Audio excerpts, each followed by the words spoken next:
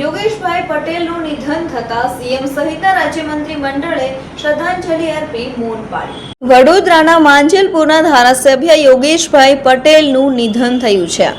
મુખ્યમંત્રી ભૂપેન્દ્રભાઈ પટેલના અધ્યક્ષસ્થાને મળેલી રાજ્ય મંત્રીમંડળની કેબિનેટ બેઠકમાં વડોદરાના માંજલપુર વિધાનસભા મત વિસ્તારના લોકપ્રિય ધારાસભ્ય, પૂર્વ મંત્રી અને ગુજરાત ભાજપના વરિષ્ઠ નેતા સ્વર્ગીય યોગેશભાઈ પટેલના દુઃખદ નિધન બદલ ઊંડા શોકની લાગણી વ્યક્ત કરવામાં આવી હતી.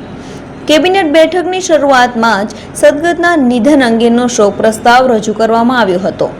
મુખ્યમંત્રી સહિત રાજ્યમંત્રી મંડળના તમામ સભ્યોએ સદગતના આત્માની શાંતિ માટે 2 મિનિટનું મૌન પાળીને શ્રદ્ધાંજલિ અર્પણ કરી હતી અને શોકગ્રસ્ત પરિવાર પ્રત્યે સંવેદના વ્યક્ત કરી હતી. પ્રવક્તા મંત્રી જીતુભાઈ વાઘાણીએ સ્વર્ગીય યોગેશભાઈના જીવન કવનને વાગોળતા જણાવ્યું હતું કે યોગેશ કાકાના હુલામણા નામથી લોકપ્રિય બનેલા શ્રી યોગેશભાઈ પટેલ વડોદરાની જનતાના હૃદયમાં એક વિશેષ સ્થાન ધરાવતા અજય નેતા હતા. તેમણે રાજ્ય વિધાનસભામાં સતત 8 ટર્મ સુધી રાવપુરા અને ત્યારબાદ માંજલપુર બેઠકના પ્રતિનિધિ તરીકે સેવા આપી હતી.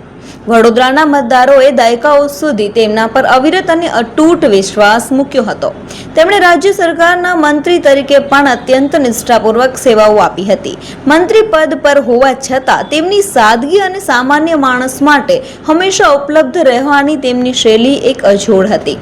તેઓ ભગવાન શિવના પરમ ભક્ત અને ઉપાસક હતા અને તેમણે જ વડોદરાને સંસ્કારી નગરી ઉપર શિવ નગરીની ઓળખ આપી હતી.